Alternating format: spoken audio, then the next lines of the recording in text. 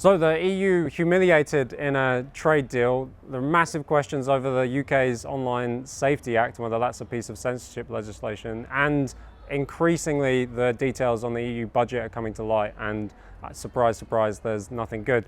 Welcome to the MCC Brussels podcast. I'm Jacob Reynolds. I'm delighted to be back at the helm of the podcast after a short period off, and we're really delighted to be here in the beautiful little city of Esztergom in Hungary. We're filming this from the MCC Feszt. Some of us here have been involved in panels and discussions, and I hope that you've seen on our social media some of the interviews that we've managed to grab with some really exciting speakers. There's an amazing atmosphere here at the festival. I've been having a wonderful time, and I'm delighted to welcome to the podcast two special guests. You'll be familiar with our research fellow, Richard Schenk. Welcome.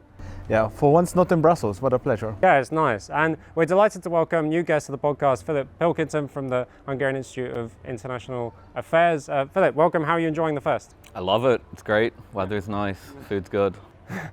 Yeah, no complaints from anyone here. So today on the podcast, as I said, we're going to be digging in a little bit to three really important topics. And I wanted to first start with this EU-US trade deal. Now, in Brussels, there's a kind of mixture of reactions. Some people saying that von der Leyen did the best that she could, and that actually, if you look into the details, it's not as bad as people are making out. Other people are kind of barely concealing their horror, calling it a humiliation for Brussels. But let's dig into it. Richard, what's your take on the trade? I presume our viewers are a little bit familiar with the basic outline, so we don't need to go there, but what's your take? Is it humiliation, or did the Commission play a bad hand well?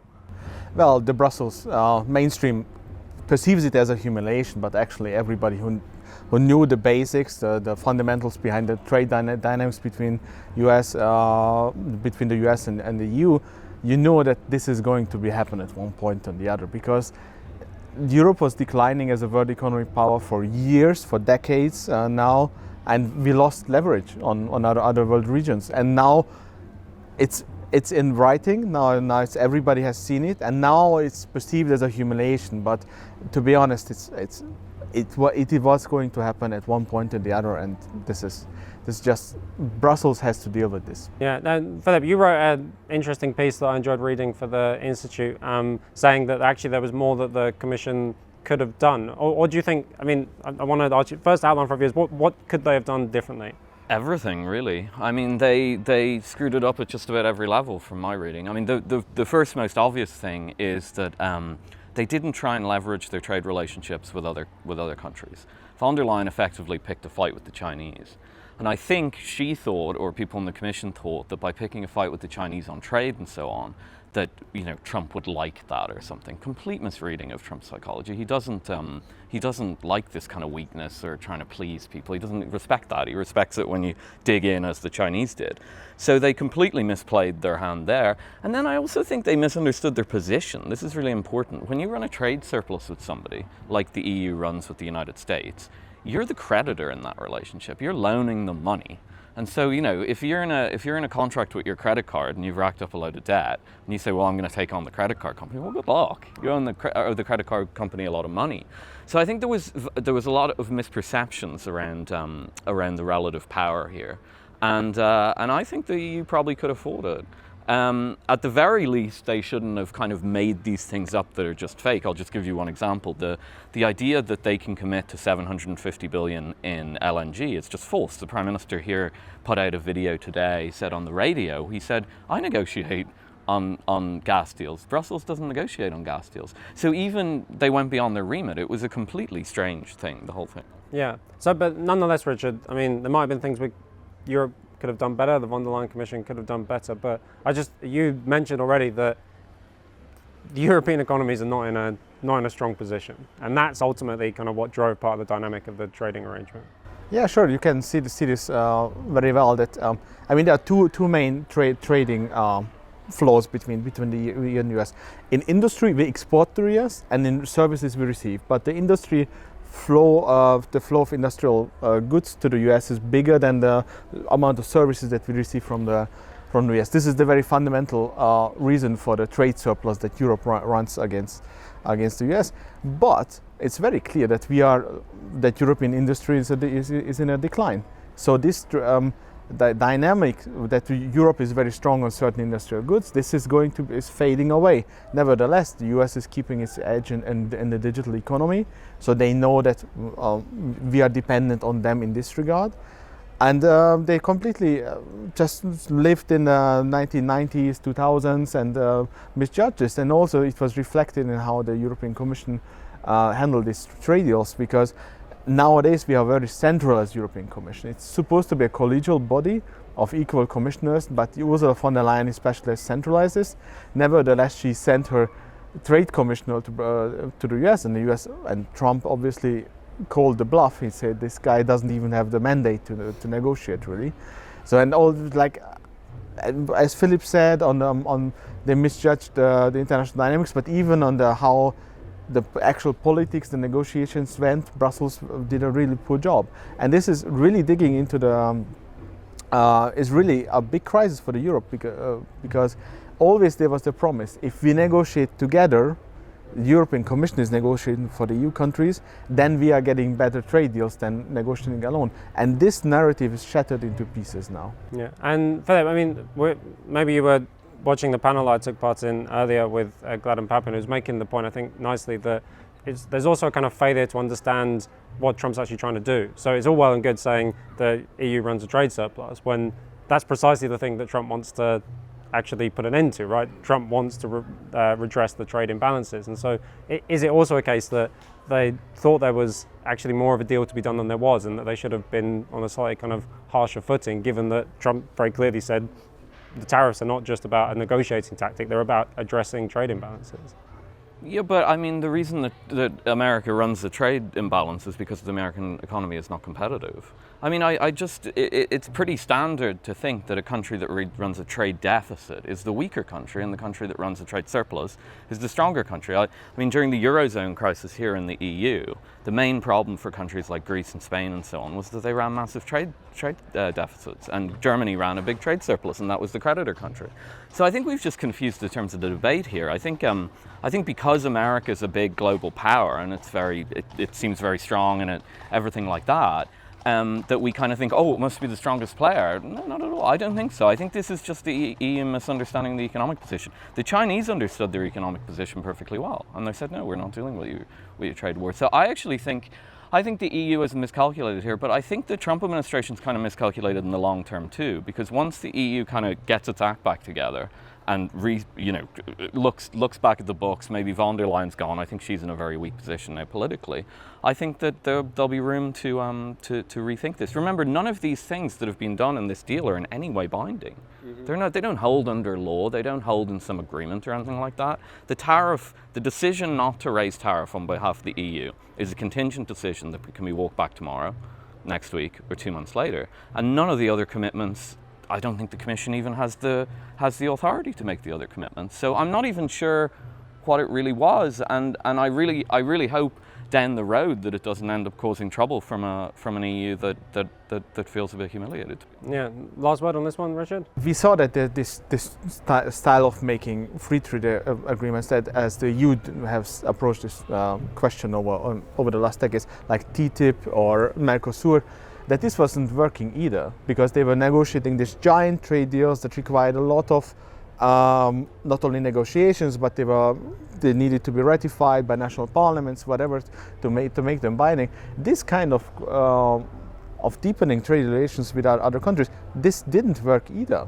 So obviously the Trump approach at least is producing a paper which is, even though it's not legally binding, it puts a lot of political pressure on the EU.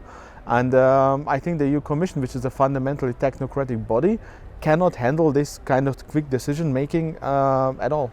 Yeah, okay, and so moving on, in the UK, we don't often talk about the UK on this podcast, but I thought it's worth returning, given that there's been a really huge row in the UK over the coming into force of elements of what's called the Online Safety Act. It's an enormous piece of legislation with an even bigger series of code of conduct things. It's like truly a beast of legislation. Lots of people are effectively saying that this is designed to really control freedom of expression. In the UK, it comes at a moment where Keir Starmer's under a huge amount of pressure on issues from immigration to the economy and all kinds of things, and it really caught attention when people were noticing on Twitter or elsewhere that their post, like suddenly couldn't see certain posts because one part of the act is about verifying your age. It's designed to deal with minors accessing, or part of it's designed to deal with minors accessing content that they couldn't.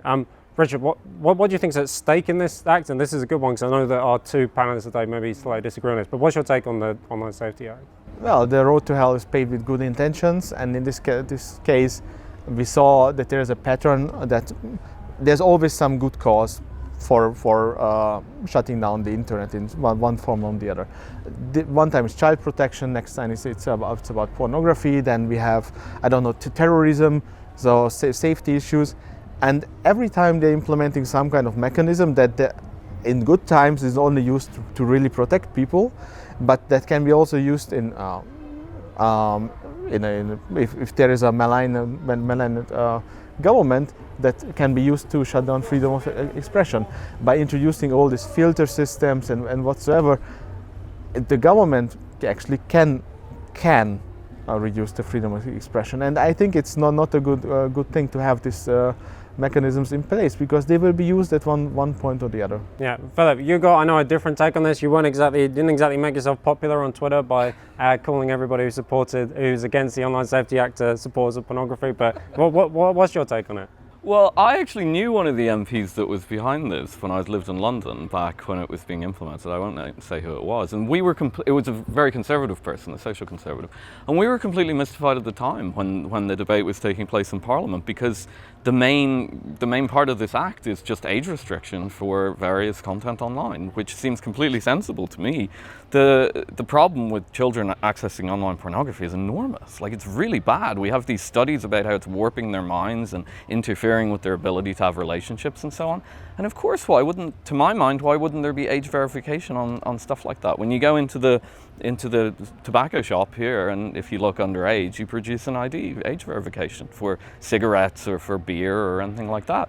I mean, to my mind, I think I'd prefer my children drinking a little bit of beer than watching some of this stuff online. So I just don't know why there's a pushback on age verification for this stuff. The idea that of course, we don't want the government like censoring the internet for adults and everything like that. But the point is, the government has a great deal of sway over the internet anyway. I saw when the people who responded to me when I said it were concerned with anonymity, right? So they said, well, if you age verify, then you have to put your documents and give them to a browser or to Twitter or to whatever, right? And that's true, but they said, well, then I can't be anonymous online. And I said, you're not anonymous online. You go and you look at these cases, which I totally disagree with, of arresting people for hate speech violations or something like that. Often these people are posting anonymously. Of course the police can find them. You track an IP address or something like that. So I don't really get it. I think that there's, I personally think that the pushback against the Online Safety Act is probably from lobbying groups that, don't have the best interests of children at heart. Yeah, Richard, I mean, we can have a debate about age verification and the best way to go about it. It seems that even if we did want an age verification system, the Online Safety Act isn't the piece of legislation I'd have passed to get there. Well, to pick up this comparison with buying beer in the shop, I mean, it is not important for a democracy to buy beer in a shop. So we should have, here we have two competing interests. First of all, freedom of expression, but also the safety of all children. So we should weigh these two things against each other. Obviously, if you can do. There's a different levels of rights. So I don't say that they're equal, and we should. But every fundamental right is competing with the other one. So, and I don't know if this massive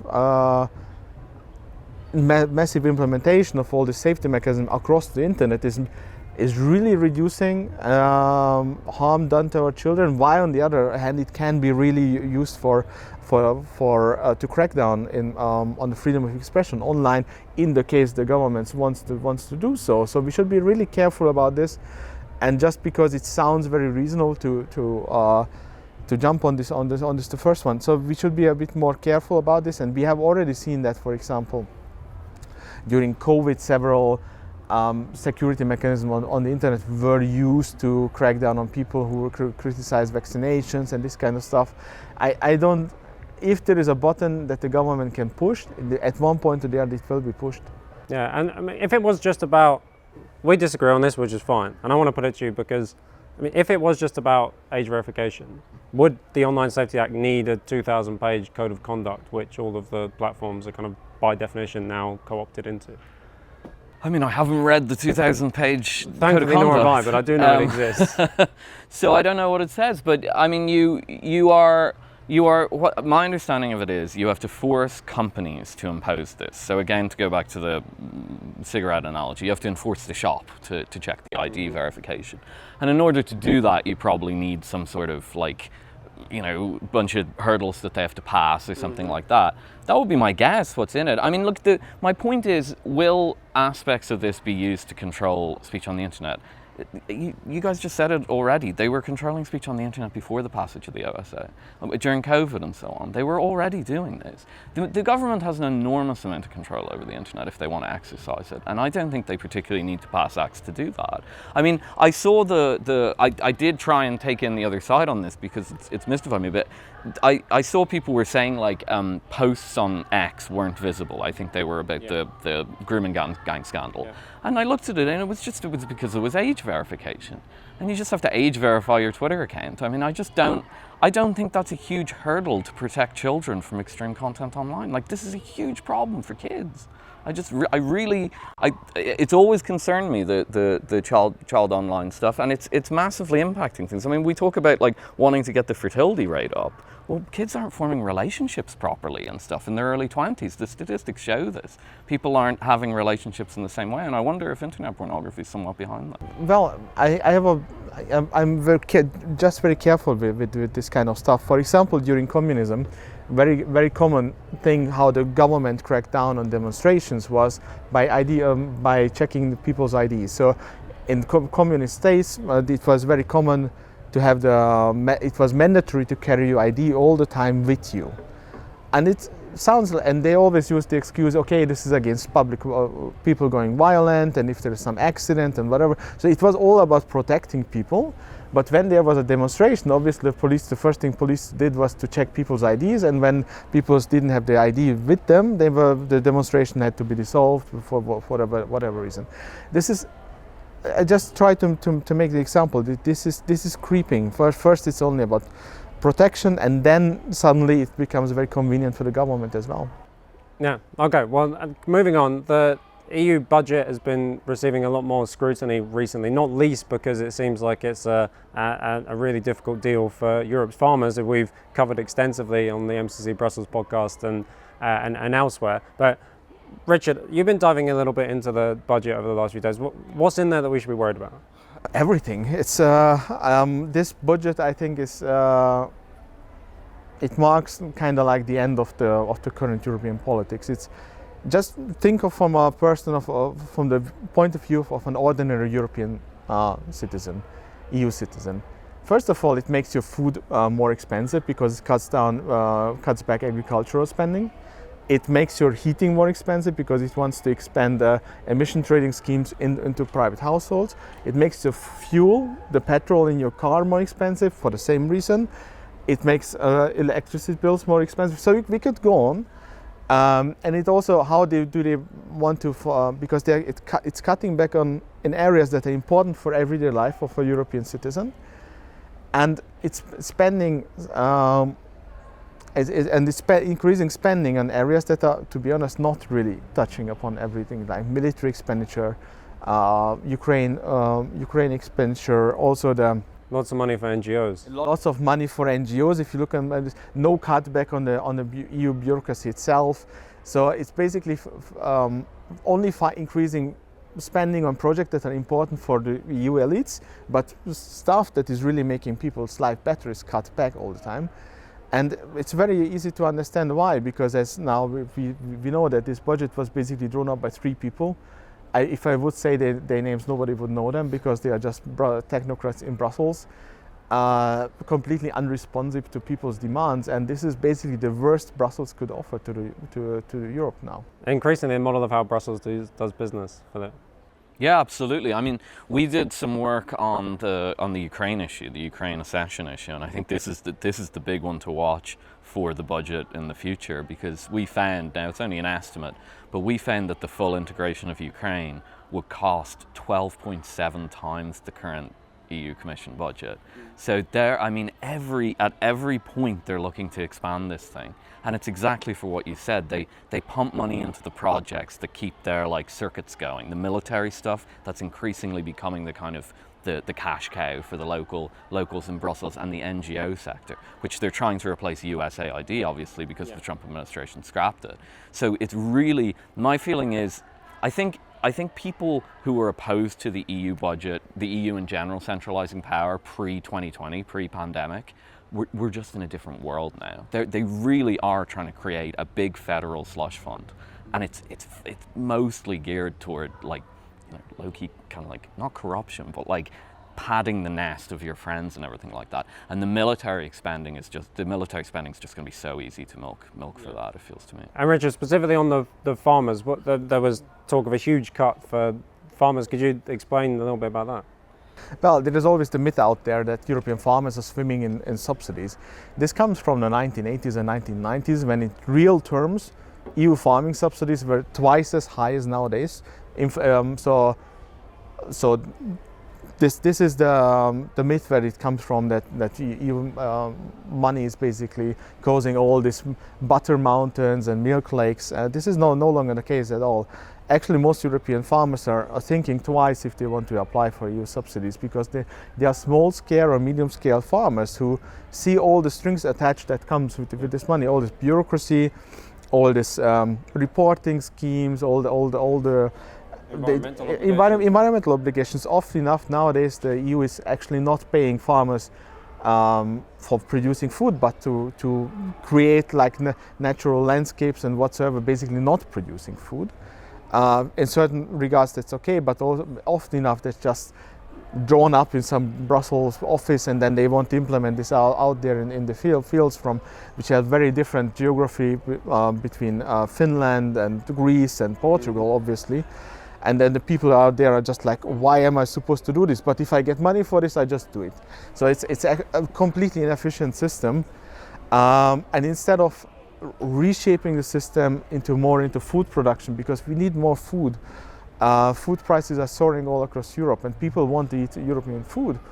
Instead of doing this, they're just cutting back the money, and they want to actually increase the environmental obligations from Brussels, and completely out of sync with reality. Yeah, and Philip, there's a strange dynamic going on at the moment, which seems that the more the von der Leyen Commission, or generally the kind of European elite consensus, is under attack, the more and more it's under attack, the more it responds with increasing centralization of power.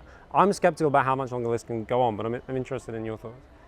Yeah, I agree with you. I mean, what is this? Like, as you say, the Commission is daily losing, hemorrhaging credibility. I mean, just with the trade deal, it's losing credibility even with the national leaders that backed it. François Bayrou, the Prime Minister in France, who's a Macron ally, he's been put there to control the out-of-control Parliament. He's speaking out against it, and as you say, they just keep centralising this money and power. I think that the real threat actually to the entire model will be this Ukraine accession question. I think there's really good reason to think that if they actually try and fast-track Ukraine into the EU by 2030, they could blow up the entire project, or at least they could discredit the EU Commission. Just to give some sense on the common agricultural policy that you were talking about, Ukraine has, if you include Ukraine in the EU, it has 20% of the farmland, and so it gets 20% of the CAP subsidies. We did the numbers on that. That's a loss of 1.6 billion euro just for Hungary every year. I mean, farmers would see their CAP fall by about 20%, and farms are on the margin. You know, you're right, this notion of wine lakes and all this stuff is complete nonsense. If you go and talk to farmers, they're razor thin. They're not driving around in limousines. They're hard-working farmers who are on the margin all the time. So, I mean, that's just one component. I think the broad issue with the EU isn't just the centralization now. It's that they've turned an economic union into a war union. And that's giving them so much scope to get away with all sorts of things, channeling military expenditure, as I said, which sounds good on paper, it's protecting you, but like the military sector is notorious insofar as you can hide costs here and scrape off things here, because it's very hard to cost a tank at market prices, right? There's no market price for a tank. So I agree with you. I think this thing, I'd be really surprised if the EU Commission exists as it currently does by 2030. If they let Ukraine accede, the entire project's probably finished. And also, I mean, the EU budget is grown according to this proposal, because they are keeping up, adding project after project after project, that they think it's better if Europe touches it and it's not handled by the member states. Currently, the thing is competitiveness and innovation. But if you think back of the last budget proposal, it was COVID, and we know what they did with this COVID recovery fund. They promised us if the European Union is allowed to take on credit and expand its expenditure, then some kind of economic miracle will happen. Now we know that this economic miracle didn't happen at all. The COVID funds were terribly mismanaged, but never. So we are stuck with no economic growth. But on the other hand, from the next period on, from 2028, we have to repay all this debt that the European Commission has taken on, and which is further limiting Europe's ability to shape its own future. And I am very skeptical about all this innovation and competitiveness projects that are included in this new budget, exactly because of the reason. The EU Commission has a very bad track record in spending public money. Yeah. Well, look, here at the MCC Feszt, we've heard that there's actually been a real difference of opinion. There's clearly a different kind of consensus emerging that's challenging some of these things we're talking about. It's wonderful, especially this year, we've heard from a real wide variety of European politicians and intellectuals. It's clear that, as some politicians begin to say, there's something in the air, something's beginning to happen, and whether that leads to the breakup of the Commission in its current form, or whether it just means that ordinary people begin to have a bit more of a say in European politics. This is something that we're obviously going to be following very, very carefully at MCC Brussels. We'll be diving in more into the budget in the coming weeks as well, so if that's your kind of thing, make sure you stay tuned. But we'll be taking the summer, or at least a little bit of a summer break, so we'll be putting out a few of our videos that we've got on file for you in that period. But the MCC Brussels podcast will return, of course, in September. If you like what we're doing, make sure you're subscribing to the MCC Brussels podcast wherever you get your podcast. Leave us a comment on YouTube. Let us know what you'd like us to tackle in September. But for now, thanks so much to our guests, Philip and Richard, and I invite them to enjoy the rest of the MCC festival.